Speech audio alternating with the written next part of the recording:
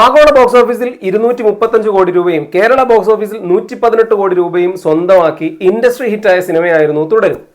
ലാലേട്ടന്റെ ഈ അടുത്ത കാലത്തെ ഏറ്റവും മികച്ച പ്രകടനം ഉണ്ടായ സിനിമയും കൂടിയായിരുന്നു തുടരും OTT റൈറ്റ് സ്വന്തമാക്കിയ ഹോട്ട്സ്റ്റാറിലായിരുന്നു. ഹോട്ട്സ്റ്റാറിൽ അത് സ്ട്രീം ചെയ്തിട്ട് കുറച്ച് ആഴ്ചകളായി.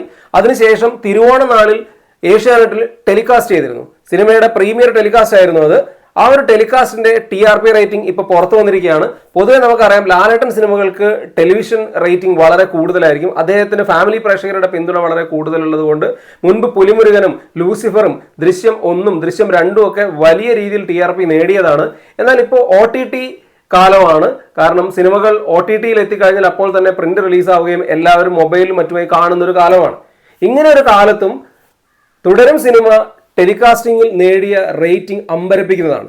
ഏതാണ്ട് 9.89 റേറ്റിംഗ് ആണ് തുടരും ആദ്യ ടെലികാസ്റ്റിംഗിൽ നേടിയത്. ശരിക്കും ഇതൊരു വലിയ റേറ്റിംഗ് ആണ്. കാരണം തിയേറ്ററിൽ വലിയ ഹിറ്റായി മാറി. അതിനെ തുടർന്ന് OTTയിൽ റിലീസായി. പിന്നെ ടെലഗ്രാമിൽ മറ്റുമൊക്കെ ഫയൽസ് കിട്ടി എല്ലാവരും മൊബൈലിലൊക്കെ അത് കാണുന്നതാണ്. അങ്ങനെ കണ്ടതിന് ശേഷം പിന്നെ TV-യിൽ വരുമ്പോൾ കാണാൻ അധികം പ്രേക്ഷകരുണ്ടാവില്ല.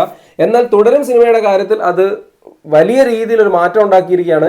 ഏതാണ്ട് 9.89 റേറ്റിംഗ് ഈ ഒരു OTT കാലത്തും കിട്ടുക എന്ന് പറഞ്ഞാൽ അത് വലിയൊരു കാര്യമാണ്. എന്തായാലും ലാലേട്ടനുള്ള ഫാമിലി പ്രേക്ഷകരുടെ പിന്തുണ വളരെ വലുതാണെന്ന് ഒരിക്കൽ കൂടെ തെളിയിച്ചിരിക്കുകയാണ്.